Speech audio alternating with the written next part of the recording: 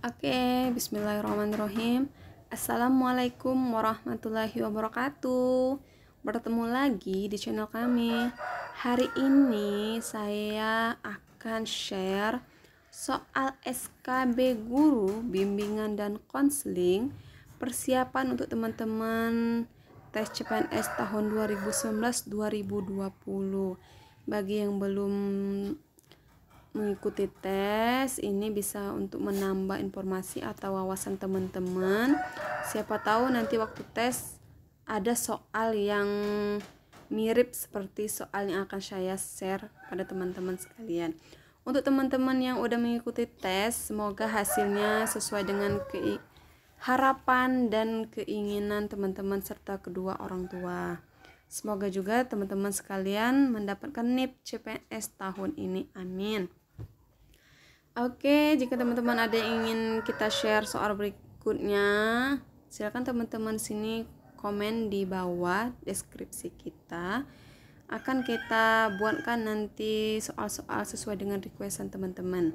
Sebelum kita lanjut ke soal yang pertama, silakan teman-teman tekan tombol subscribe dan aktifkan lonceng notifikasinya agar teman-teman di sini tidak ketinggalan jika kita upload video terbaru. Dan juga like, komen, dan share ke teman-teman kalian. Oke, tidak menunggu lama-lama, kita langsung aja masuk ke soal yang pertama. Bimbingan dan konseling merupakan bagian integral dari upaya pendidikan dan pengembangan individu, merupakan dari prinsip-prinsip titik. A. Program, B. Konseling, C. Bimbingan, dan D. Layanan. Oke, bimbingan konseling merupakan bagian integral dari pendidikan. Jawaban untuk soal nomor 1 yaitu A. Program. Program merupakan bagian integral dari upaya pendidikan dan pengembangan individu untuk pengembangan peserta didik. Oke, di sini ada pembahasannya. Konseling yaitu suatu upaya bantuan yang dilakukan dengan empat mata antara konseli dengan konselor, membahas permasalahan sesuai dengan norma-norma yang berlaku.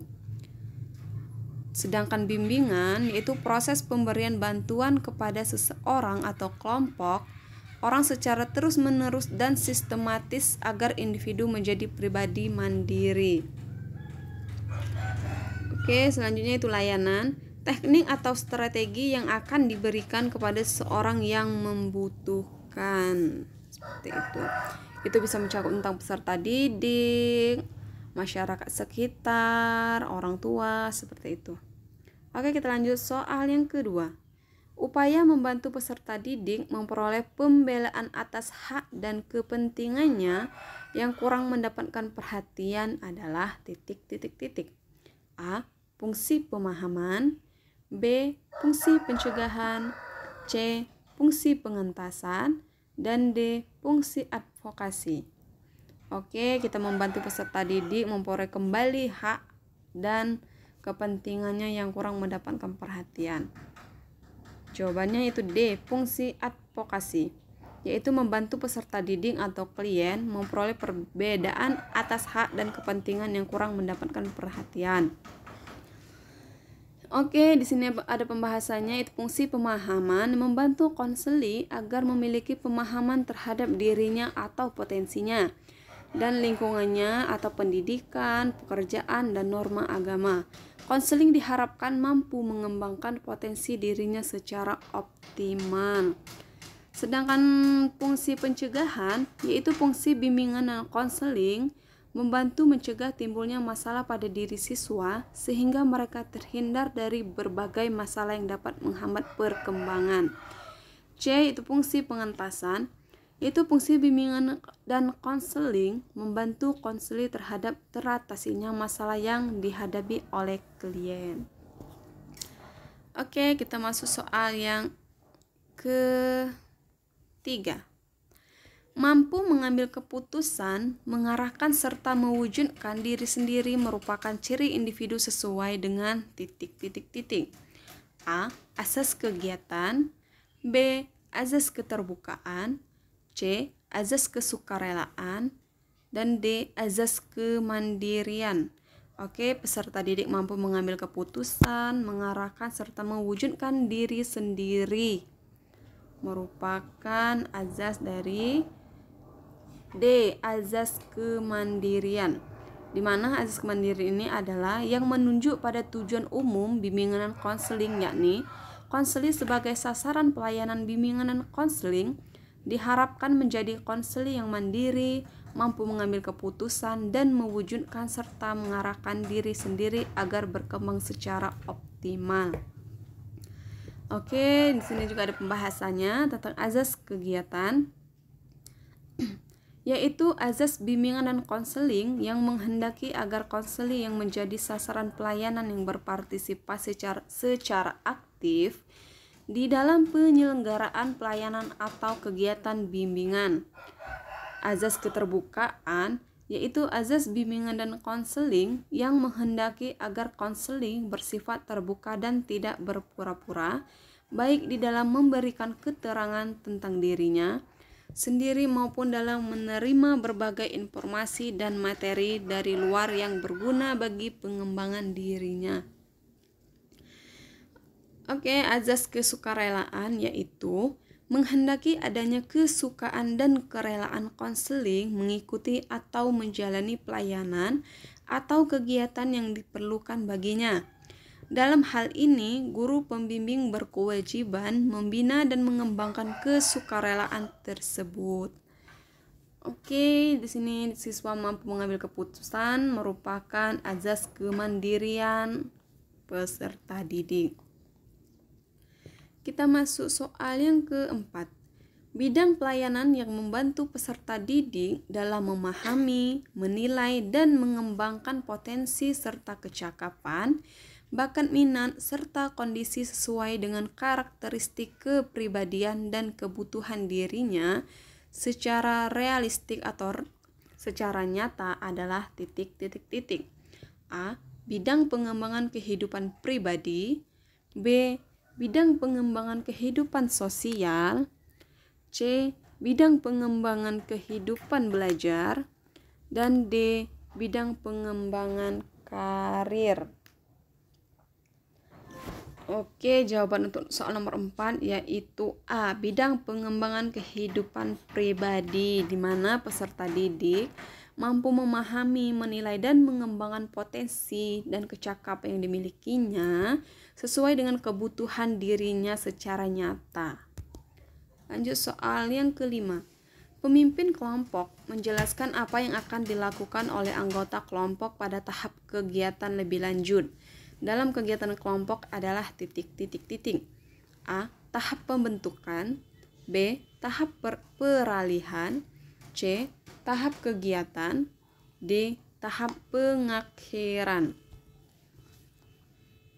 Oke, jawaban untuk soal nomor 5 yaitu B. Tahap peralihan, di mana di tahap ini yaitu pemimpin kelompok menjelaskan apa yang akan dilakukan anggota kelompok untuk selanjutnya.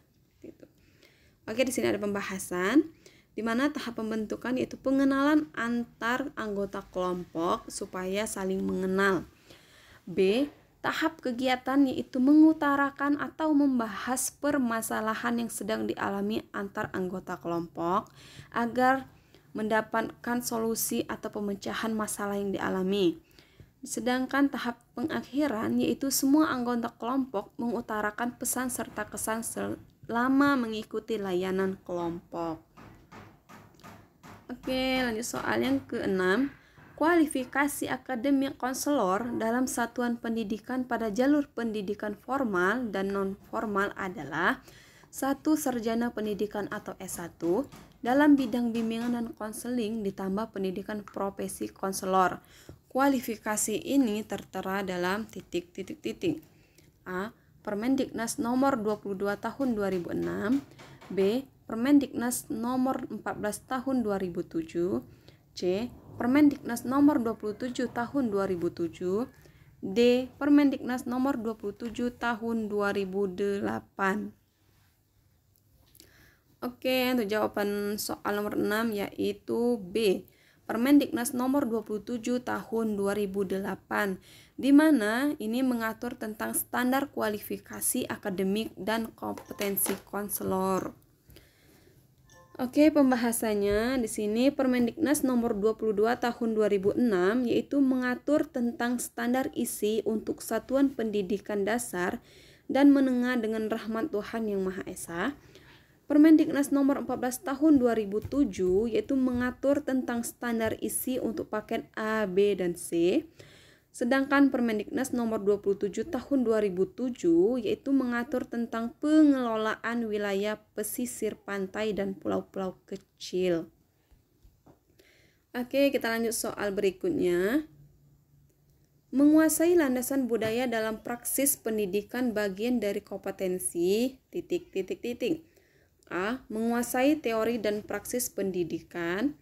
B. Mengaplikasikan perkembangan fisiologis dan psikologis serta perilaku konseling. C. Menguasai esensi bimbingan dan konseling dalam jalur jenis dan jenjang satuan pendidikan. D. Mengimplementasikan kolaborasi internal di tempat bekerja. Oke, jawabannya yaitu C.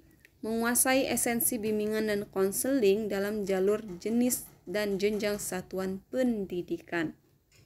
Oke, lanjut soal ke-8. Jika seorang siswa menangis karena mendapat menstruasi yang pertama, berarti siswa tersebut mengalami masalah akibat perkembangan ... A. Psikis, B. Fisik, C. Emosi, dan D. Sosial. Jawaban untuk soal nomor 8 yaitu B. Fisik, karena perubahan yang terjadi pada bentuk tubuh seorang wanita. Soal yang ke-9, akibat dari perubahan fisik primer yaitu remaja wanita mengalami menstruasi dan remaja pria mengalami mimpi basah, mengakibatkan perkembangan sosial ... A. Mogok makan, B. Malas belajar, C. Gelisah, dan D. Tertarik pada lawan jenis. Jawaban untuk soal nomor 9 yaitu D. Tertarik dengan lawan jenis. Jika seorang wanita telah mengalami menstruasi atau pubertas dan remaja pria mengalami mimpi basah, mengakibatkan perubahan sosial itu tertarik dengan lawan jenisnya. Seperti itu. Adanya keterikatan dan ketertarikan. Oke, untuk soal yang ke-10. Contoh sifat defensif remaja sebagai upaya melindungi kelemahan diri secara agresif adalah ... A. Melamun, B. Menarik diri, C. Menyendiri, dan D. Berkelahi. Contoh sifat defensif remaja. Jawabannya itu B. Menarik diri. Oke, untuk soal 11. Ciri emosi remaja usia 12-15 tahun antara lain adalah ... A. Sering melamun, B. Bertingkah laku kasar untuk menutupi rasa kurang percaya diri, C. Konflik dengan orang tua, D. Memberontak. Ciri emosi remaja usia 12-15 tahun yaitu B. Bertingkah laku kasar untuk menutupi rasa kurang percaya diri. Oke, untuk soal yang selanjutnya. Salah satu alasan pentingnya pelayanan bimbingan dan konseling di taman kanak-kanak adalah ... A. Anak usia taman kanak-kanak berada dalam masa peka sehingga harus dikembangkan. B.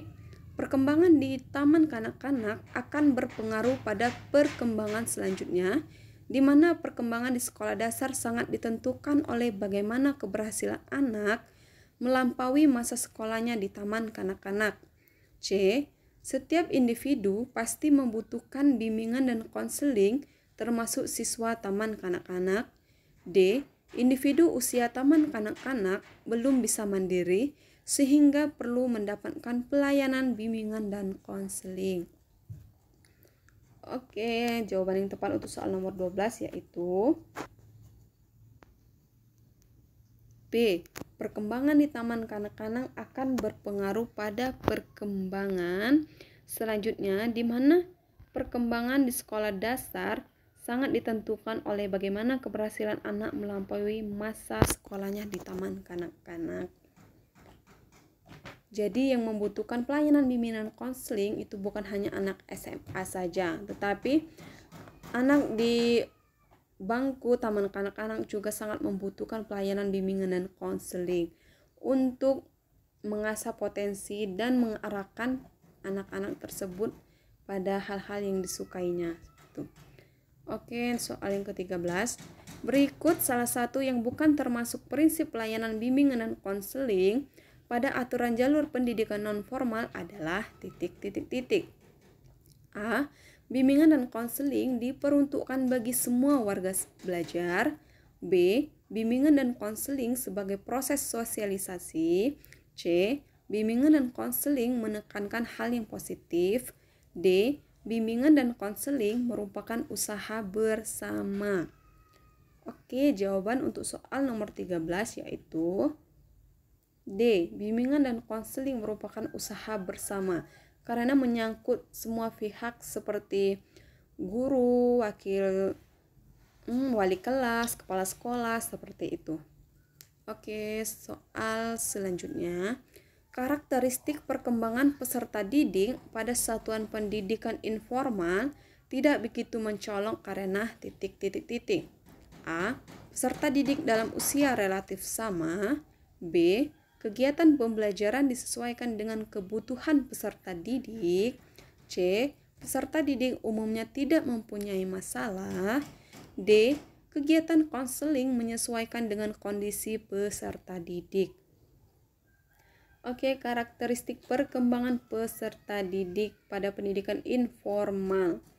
Jawabannya yaitu A. Peserta didik dalam usia relatif sama. Soal yang ke-15. Salah satu alasan pentingnya pelayanan bimbingan dan konseling pada satuan jalur pendidikan non-formal adalah A. Bervariasinya usia warga belajar. B. Setiap individu tidak dapat berdiri sendiri sehingga perlu bantuan orang lain. C. Kecenderungan masalah yang dihadapi warga belajar pendidikan non-formal lebih banyak muncul. D. Individu yang belajar pada jalur pendidikan non-formal pasti bermasalah. Jawaban yang tepat untuk soal nomor 15 yaitu C. Kecenderungan masalah yang dihadapi warga belajar pendidikan non-formal lebih banyak muncul, baik dari segi sosial, belajar, karir, ataupun keluarganya. Seperti itu. Oke, terima kasih. Itulah tadi 15 soal tentang bimbingan dan konseling. Semoga bisa membantu teman-teman untuk mempersiapkan tes SKB yang akan datang. Semoga berhasil. Terima kasih. Wassalamualaikum warahmatullahi wabarakatuh.